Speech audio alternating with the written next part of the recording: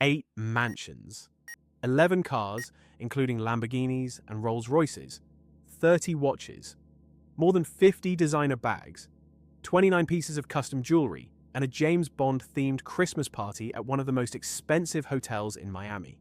That is not a list of a billionaire's toys.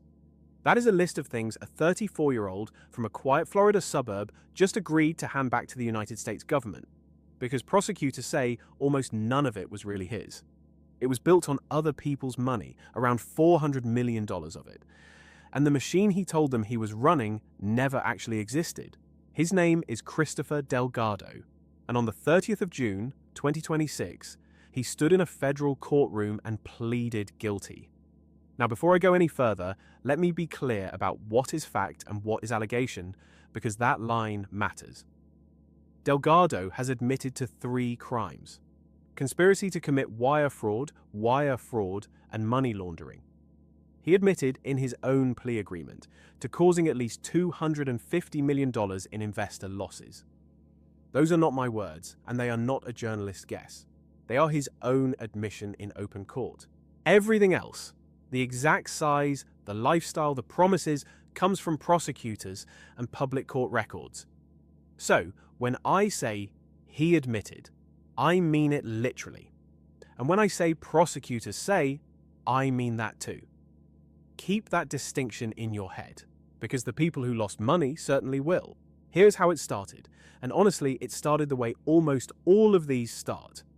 Not with a threat, with a smile. Delgado was the president and chief executive of a company called Goliath Ventures. Before that, it had a different, almost painfully on-trend name, the Gen Z venture firm. And the pitch was beautiful in its simplicity. "Give us your money," he said, "and we will put it to work in cryptocurrency liquidity pools." If you have never heard that phrase, do not worry.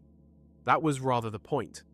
It sounds technical, it sounds modern, it sounds like something happening at the frontier of finance that you are lucky to be let into. And the returns? Reportedly as much as 8%, not per year, per month. Stop and sit with that number for a second, because this is the first place your alarm should have gone off. 8% a month, compounded, is more than 150% a year. There is no legitimate investment on earth that reliably prints that. Not Warren Buffett, not the best hedge fund in the world, not anybody. When someone promises you a return that would make you the greatest investor in human history, and they are offering it to you, a stranger, through a marketing brochure, that is not an opportunity. That is the sound of a trap closing. And I want to be fair here. I understand why people said yes. The promises came wrapped in luxury. There were lavish events. There were charitable sponsorships. There was a man who looked wildly successful telling you he could make you successful too. It is a very human thing to believe. That is exactly why it works. So, what was actually happening to the money? This is the part that still makes me angry when I read it. Prosecutors say that of the hundreds of millions of dollars that flowed in, the amount that was ever actually invested in real crypto, put into an actual decentralized exchange, doing the actual thing he described, was barely more than $1 million. Let me say that again so it lands.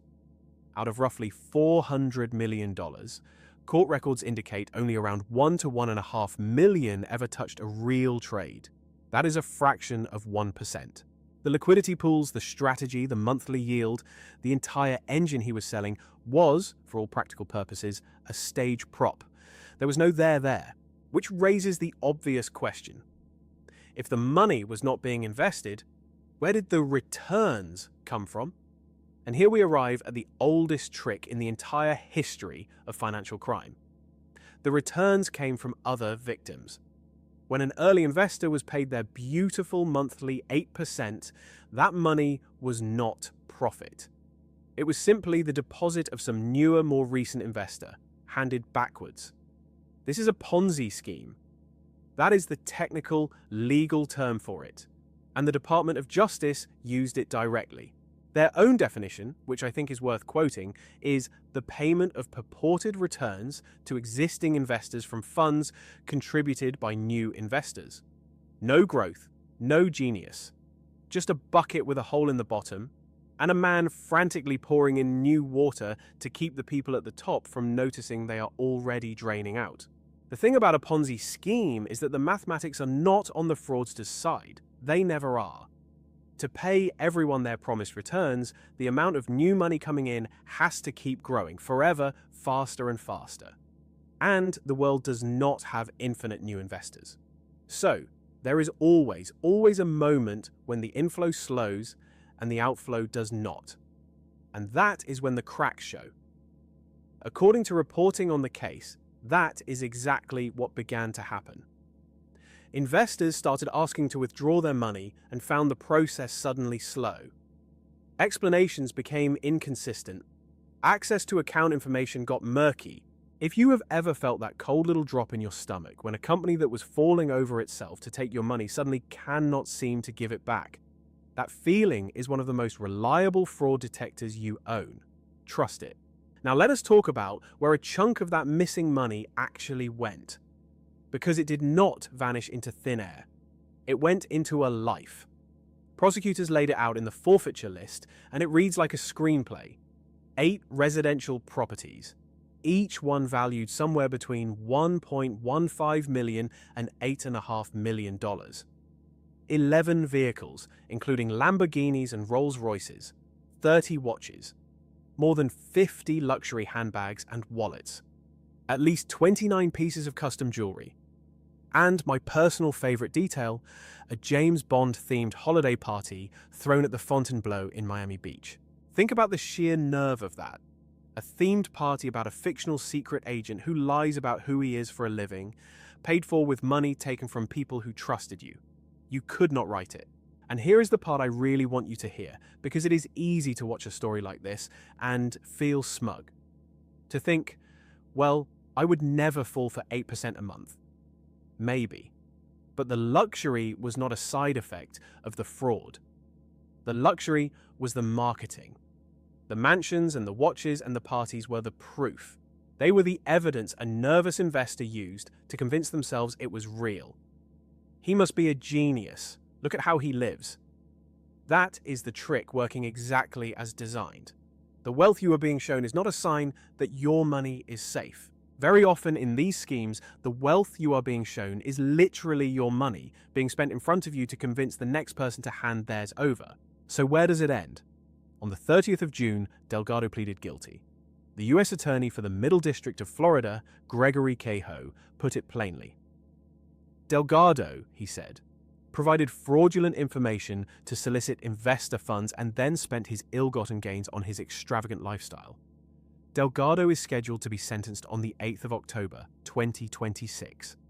I am not going to tell you what his sentence will be because I do not know and neither does anyone else yet. The fraud counts each carry up to 20 years, and the money laundering count up to 10, but the actual number is the judge's to decide. What I can tell you is that the mansions and the cars and the watches are being taken. And for the more than 1,000 people who trusted him, that forfeited pile is, at best, the beginning of a long and probably incomplete attempt to get some fraction of their savings back. So, let me leave you with the lesson, because there is a genuinely useful one buried in all this spectacle. Extraordinary, guaranteed returns are not a green flag. They are the reddest flag there is.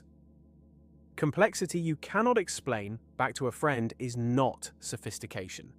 It is camouflage. And visible wealth proves nothing at all about where your money actually is. The next Goliath Ventures is being built right now with a different name and a shinier brochure, and it will once again promise you the one thing real investing can never promise: a sure thing. When you hear that promise, I want this video to be the little voice in the back of your head.